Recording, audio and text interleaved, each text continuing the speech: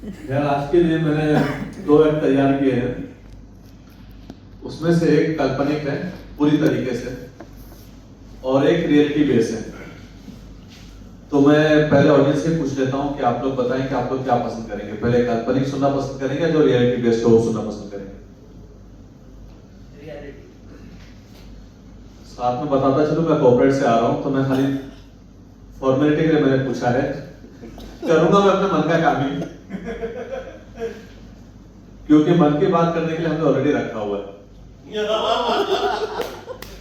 मैं मेरे ऑफिस वाले बंदे की बात कर रहा हूं, जहां तक आप लोग पहुंचे वो भी सही बात है, लेकिन मेरा इंटेंशन कुछ और था। अच्छा, मैं स्टार्ट करने से पहले बता दूं, डिस्क्लेमर दे दूं कि जो भी बातें मैं करूंगा ये सारी काल्पनिक है, इनका वास्तविकता से कोई भी लेना देना नहीं। जैसे कि हम सारे आर्टिस्ट कुछ दिन पहले बैठकर बात कर रहे थे कि कौन कहाँ पे परफॉर्म करना चाहता है, कि हर एक आर्टिस्ट का एक ड्रीम होता है कि जहाँ परफॉर्म करना चाहता है। तो बात चली तो किसी ने पूछा कि भाई आपका ड्रीम प्लेस क्या, आप कहाँ परफॉर्म करना चाहते हैं? तो किसी ने कहा कि भाई मेडिसन स्क्वायर, किसी ने कहा वानखेड़े स्टेडियम, किसी ने कहा कोको कोला अरेना, किसी ने कहा बुर्ज खलीफा। वो बात मेरे तक आई, मुझसे पूछा गया कि भाई आपका ड्रीम प्लेस क्या, आप कहाँ परफॉर्म करना चाहते हैं? मैंने कहा इंडिया की पार्लियामेंट। तो बोले भाई वहां पे जोक्स और कॉमेडी नहीं होती है। मैंने कहा सबसे ज्यादा जोक्स और कॉमेडी वही होती है।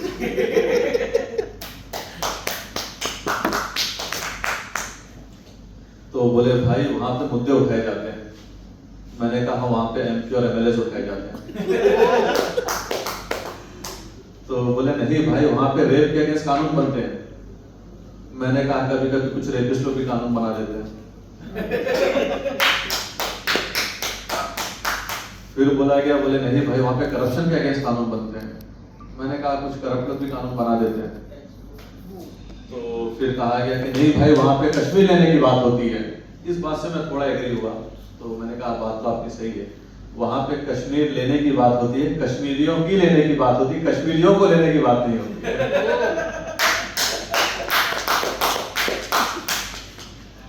तो फिर आखिर आके बोले नहीं भाई तुमको पता नहीं है वहां पे इंडिया का फ्यूचर डिसाइड होता है। मैंने कहा वहां पे इंडिया की हिस्ट्री डिलीट होती है। तो जैसा कि मैंने कहा कि ये सारी बातें काल्पनिक हैं, इनका वास्तविकता से कोई भी लेना देना नहीं है। और मैं बोस से भी रिक्वेस्ट करूंगा ये बात आके इंग्लिश में बोल दें, मुझे जेल अकेले जाते हुए अच्छा नहीं लगेगा। एक वहां पे साथी होगा तो थोड़ा सा कैरी भी एंटरटेन होते रहेंगे। अब आते हैं पब्लिक की तरफ, जो पब्लिक लोगों को आर्टिस्टों को इतना प्यार देती है। तो मुझे इस बात से कभी कभी डर लगता है। उसका रीजन ये है कि फॉर एग्जांपल पब्लिक डिमांड कभी कुछ भी कर देती है। एक कोई स्टैंड अप आर्टिस्ट है तो उनसे कहते हैं कि यार एक कोई जोक हो जाए, कोई शायर है तो कहते हैं कि कोई शायरी सुना दो, कोई सिंगर है तो कहते हैं भाई कुछ गा के सुना दो। मुझे डर लग रहा है कभी आवाम पब्लिक को सनी लियोन या इमरान हाशमी ना मिल जाए रास्ते में। जहां आप लोग जा रहे हैं वहां पहुंचाना नहीं चाह रहा था।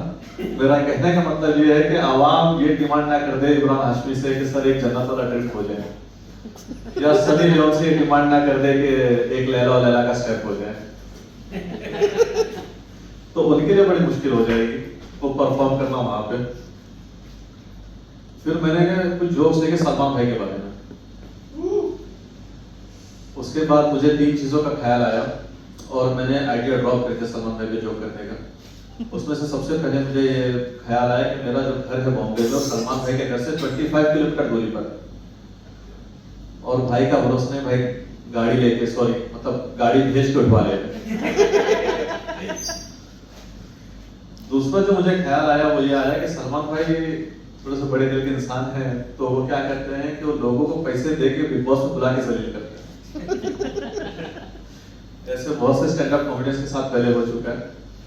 मैं नहीं चाहता था वैसा हो, क्योंकि वो बेचारे 50-50 लाख में जलील हो रहे। मुझे 10 लाख भी मिलता तो शायद मैं मान जाता। जो तीसरा ख्याल मुझे होगा सलमान भाई पे जोक करने का, वो बहुत इंपॉर्टेंट ये था कि मेरे पास इतने पैसे नहीं है कि मैं यूएई में रियल एस्टेट की कंपनी स्टार्ट करके अपना बिजनेस सेटअप कर सकूं। यहाँ मैं बिल्कुल विवेक ओबराय की बात नहीं कर रहा हूँ। मैं नहीं चाहता हूँ करियर शुरू होने से पहले कोई भी कंट्रोवर्सी हो और मुझे स्टार्ट होने से पहले मुझे बैठा दिया जाए।